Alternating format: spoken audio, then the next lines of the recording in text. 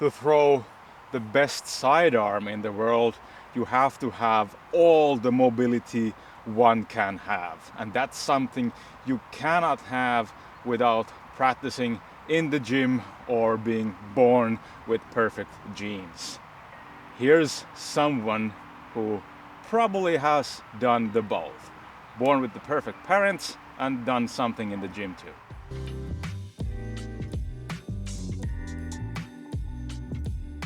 Here's Aaron Gossage on hole number 9 in the Memorial, and an absolute monster drive off the tee, sidearm. Now, first of all, look at how big leap this first step is. It's a huge leap, and what I think he's going for is that he's going very low.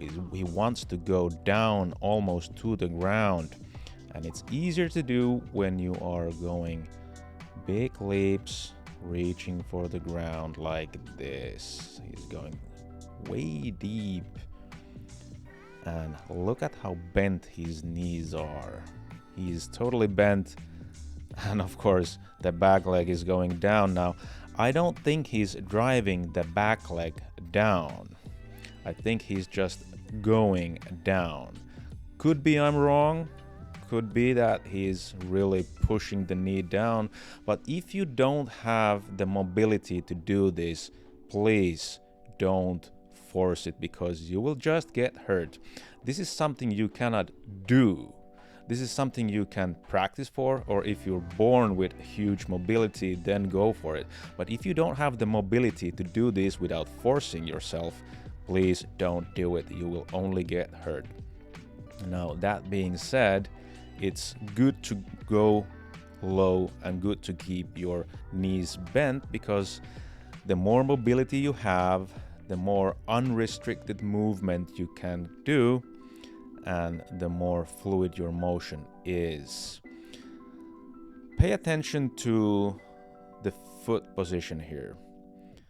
They are on the same line while the disc is on its own line.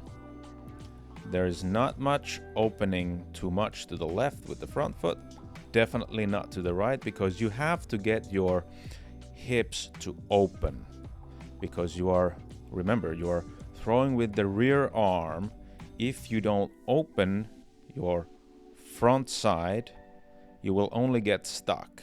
You have to get the freedom of movement for the arm, and you will do that by opening the front hip, the front side to the left, while your rear arm, being the right arm here, is driving forward. Because the weight shift is so big, and because the rear hip is moving freely and the knee has a lot of mobility, Aaron gets the knee behind the front leg. This is something you have to practice in the gym. You cannot do that just the first time on the tee. Not gonna happen. And pay attention to the follow through. He's trying his best to stop the momentum by tensing the front leg. Now, one thing I want to point out is that he's really on top of the disc. Look at the angle he gets. It's almost 90-degree angle between the leg and the torso. So here's Aaron Gossage, and a huge power shot. Everything is behind the disc, on top of the disc, and this ends up going almost 500 feet. If Aaron's form looked a little bit too violent for you, not blaming, here's my suggestion: gentleman's sidearm. That will be a little bit more easy for your body.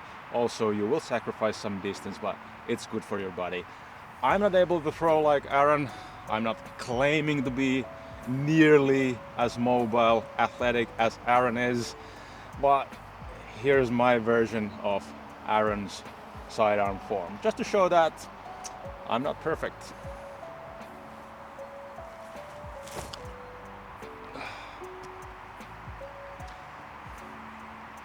All right, that went about 400 feet. Aaron will put 100 more.